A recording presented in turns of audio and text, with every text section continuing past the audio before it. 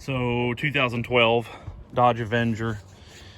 This procedure should be pretty similar for other Avengers. This one specifically is a 2.4 VVT.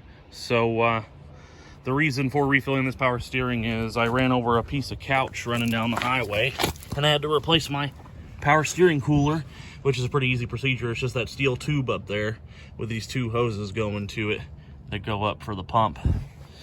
But it drained out all my fluid, so I had to refill it after replacing that tube. A couple zip ties in the bumper too, and it's fine. But pretty much what you're gonna do is, this system was empty. So what I did was I filled this bottle until it was full to like right here. And I started it, let the pump suck down the fluid. This pump here, it's gonna whine, so you're not gonna wanna run it very long until you get some fluid in it.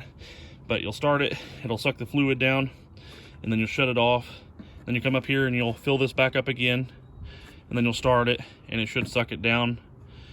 And then you'll fill it up again, and you shouldn't really have to turn the wheels until the bottle starts to hold fluid in it, like there's a fluid level in it.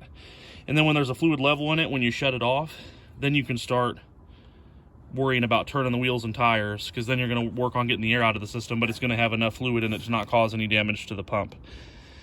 So pretty much you're going to check the fluid level with the engine off. So this is going to be the proper level with the engine off. And then with it running, the pump's going to whine. So you're going to want to sit there and let it run after it's holding a fluid level for probably 2 or 3 minutes, and the pump will stop whining on its own. And then at that point, the pump stopped whining, you can turn it back and forth and then shut it off and check the fluid level. And I did this probably 6 or 7 times until I felt that it was adequate enough that there wasn't any air in the system. And it should sound pretty normal.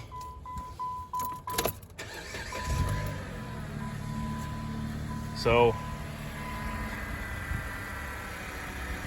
you don't really hear anything. It makes its normal noise for being a power steering pump.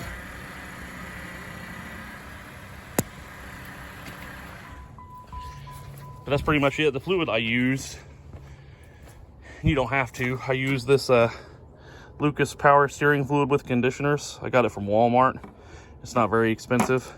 And then I had a half bottle of this Lucas power steering stop leak, which, the system isn't leaking anymore, but it's supposed to renew power steering fluid and stop squeals and hard spots in the power steering pump. So feel free to use those. You probably get away with just using that if you wanted to. But other than that, if you don't feel like spending the money on that stuff, then refer to your owner's manual for the proper power steering fluid type to put in this car. If you guys have any questions, please feel free to ask. Thanks.